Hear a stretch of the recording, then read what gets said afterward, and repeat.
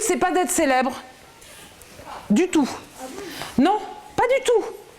Mais alors, zéro célèbre. Je m'en fiche totalement. Je souhaite ne pas l'être. Vraiment, je souhaite ne pas l'être. Mon seul but, c'est d'écrire des trucs qui me plaisent et qui vous plaisent. À quel âge vous avez... Une dizaine de fois par an, Fanny Joly, l'auteur de livres à succès comme Mirette ou Cucu la praline, vient parler de son métier dans les écoles primaires. Au contact des enfants, ce personnage charismatique est dans son élément. Est-ce que, à votre avis, le méchant, pourquoi il voudrait tuer le maire? Peut-être que parce que c'est son adjoint qui veut passer maire. Ah ouais, pas mal ça. On est dans du lourd là dans votre enquête. Hein. On est dans du lourd.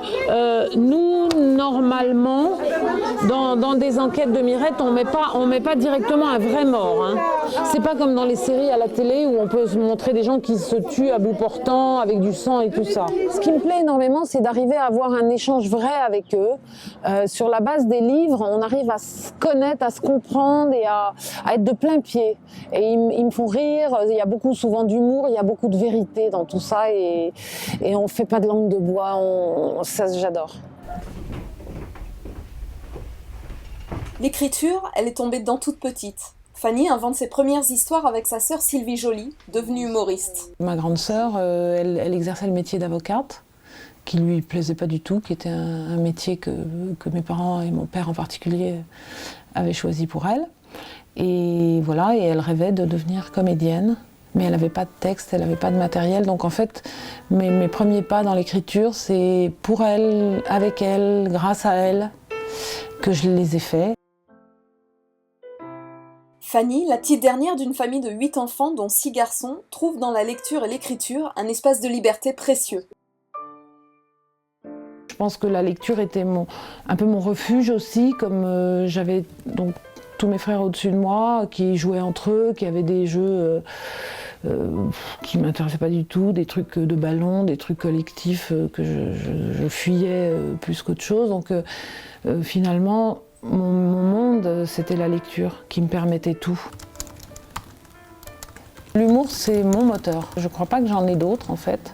C'est ma raison de travailler, c'est ma façon de survivre aussi.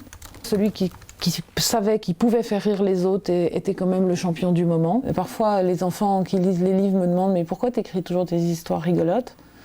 Et en fait, c'est parce que si j'arrive pas à rire de tout, je reste couchée et je suis désespérée, en fait. Pour cette directrice de maison d'édition, Fanny Joly a un don particulier pour faire rire parce qu'au fond, elle a toujours gardé un pied dans l'enfance. Elle nous surprend sans arrêt, elle nous fait rire, elle est à l'image de ses personnages. Mirette, c'est une petite détective qui a 8 ans.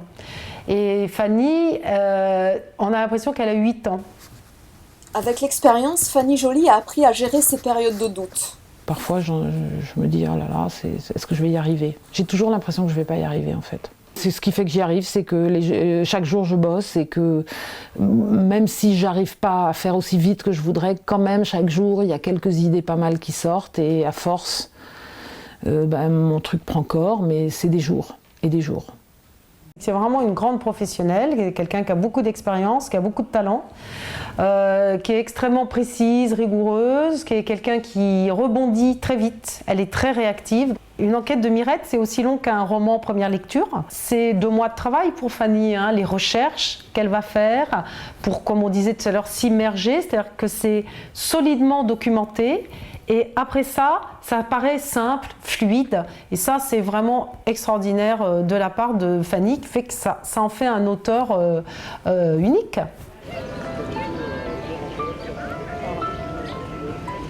Chaque jour, cette Parisienne qui compte déjà à son actif plus de 200 livres se rend au Champ de Mars près de chez elle.